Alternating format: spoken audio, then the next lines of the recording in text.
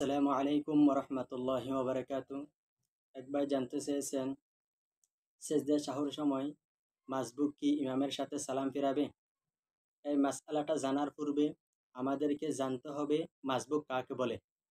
মাসবুক বলা হয় নামাজের জামাতে যে ব্যক্তির শুরুতে এক বা তার অধিক রাকাত ছুটে যায় তাকে মাসবুক বলা হয়।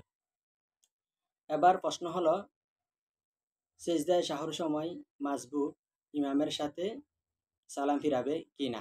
এটার সঠিক সমাধান হলো, মাসবুক সিজদায় সাহুর সময় ইমামের সাথে সালাম ফিরাবে না, বরং তিনি তার নিজ অবস্থায় বসে থাকবেন। যখন ইমাম সাহেব সিজদায় সাহু দেওয়ার জন্য ডান দিকে সালাম ফিরাবে, তখন তিনি মাসবুক সালাম ফিরাবে না।